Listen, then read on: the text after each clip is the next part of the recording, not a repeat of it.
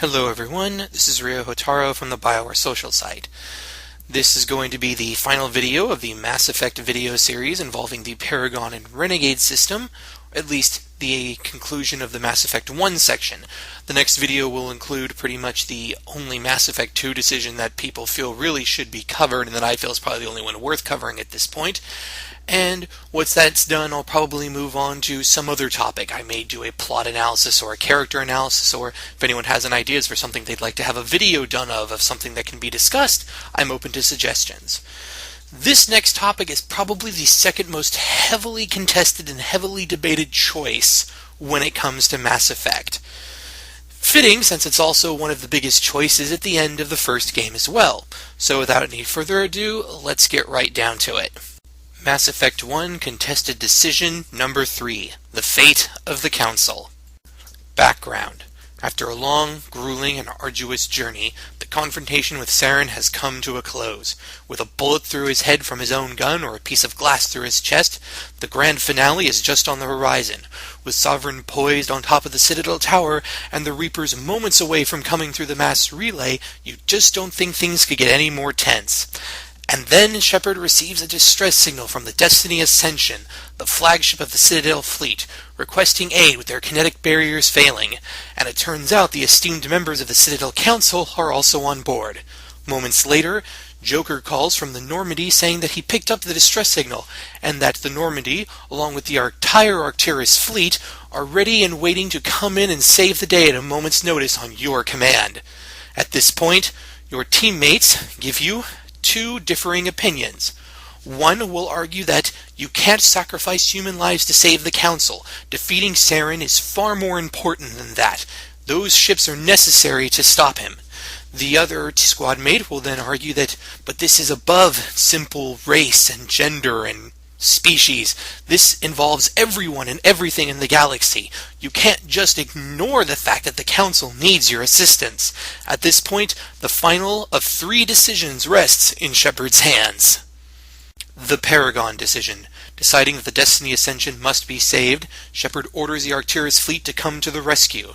Zooming in through the relay, they come in with a wall of fire against the Geth Armada, much to the relief of the Destiny Ascension. Though it costs the Alliance many vessels and countless lives, the Destiny Ascension is brought to safety. The Renegade decision. Now, there are technically two choices, both of which count as Renegade as they result in the Destiny Ascension being destroyed. The first is the lower right-hand option, which simply states, let the Council die. Now, I don't know about what most Renegades picked, but this doesn't seem like an act of pragmatism and more like an act of malicious assholism, so I'm more inclined to believe that they usually don't pick this option unless your Shepard is a heroic sociopath of some kind.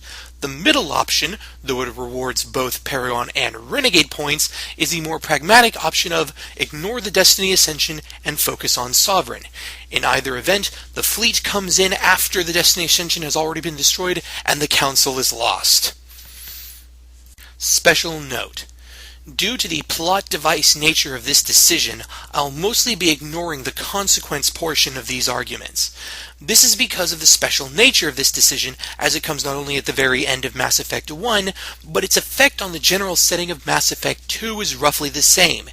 Whether you choose to save the Council or not, the Council, new or old, is too indisposed to investigate the missing colonists, as is the Alliance. The only real difference between them is whether or not you have the ability to have your Spectre status reinstated, which is largely dependent upon who you picked for Counselor, which is a decision independent of this one. Until Mass Effect 3 is released, whether or not saving the Council or not saving the Council has any real long-term impact will remain to be seen. Why Renegades dislike the Paragon decision. Ignoring the metagame consequences, as noted earlier, the crux of the Renegade's argument falls down to the issue of the ships, the same point brought up by your squad mate. Those cruisers, I believe they were cruisers anyway, lost during the battle, could very well prove to be the turning point in the battle against Sovereign. Without them, how do you know you'll be able to win? And for that matter, is the Destiny Ascension and the Council, despite them being the seat of the galactic government, worth the lives that could be used against Sovereign and might be able to turn the tide against him? Why the Paragon decision isn't stupid. Now, I know Renegades may not be happy with me about the fact that I only gave them one point of argumentation, but it's a fairly major point. How do Paragons justify the sacrifice of those ships, which may or may not mean the difference between victory and the destruction of known life in the galaxy? And I really thought about this last night. I had to come up with a really good defense. And originally, the most defense I see that comes up most commonly is the fact that the Destiny Ascension is a fairly hefty piece of technology and firepower. Once it's out of harm's way, it could always turn around and just throw whatever it's got right back at the Geth and right back at Sovereign. But to me, there's a far more important point to defending the Destiny Ascension, and something which I'm not sure if a lot of people thought about. Has anyone read Sun Tzu's The Art of War? No? If you haven't, I would suggest doing so. It's a very good book. But in it, there is a particular point of strategy that Sun Tzu makes, which I shall paraphrase and simplify for you. If you wish to destroy the will of an army, kill its leaders. Now you're thinking, well, what does that have to do with this? Think about it for a moment. Why do you think the President of the United States has such a complicated, massive, expensive security detail? Why did the assassination of John F. Kennedy create such a panic and such chaos? Now, admittedly, comparing the decision of a video game to a serious event like JFK's assassination may be inappropriate, but it's the effect it had. The effect it had on the people. It's the morale. To me, the morale issue is the biggest counter to the Renegade issue of pragmatism. Think about what the Destiny Ascension and the Council by default represent. The hopes and dreams and ambitions of the Council races. The deaths of those 3 people, while they may only be 3 people, would be massive on the rest of the galaxy. Any of you Renegades who have played Mass Effect 2 know the effect it has on everyone else. Humanity doesn't seem to perhaps care all that much about the death of the Council, but to everyone else, the loss of the Council is like cutting off part of your own body. It's that effect that I believe is what's the major driving force for me. Because with the Destiny Ascension around, with that drive to protect it and the drive to make sure that Sovereign is defeated so this kind of thing can't ever happen again, is what will push people to do things and to act in a manner that I think would compensate for the loss of those 8 ships, because you would be surprised what someone driven to protect something or to keep something safe, again, you'd be very surprised what someone pushed to that will do.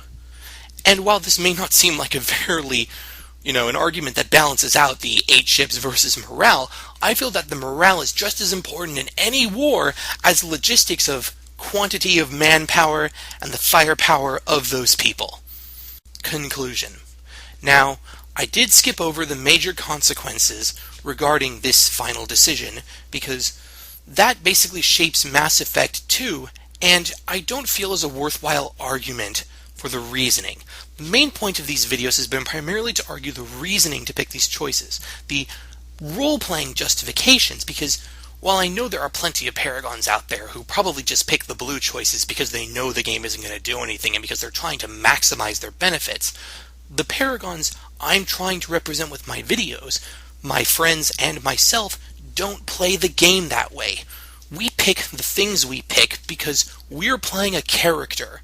We're being the Commander Shepard we see on screen, and as those characters, we want to play them naturally, which is why perhaps a fair number of the Paragons that I'm representing probably are more Paragades than anything else.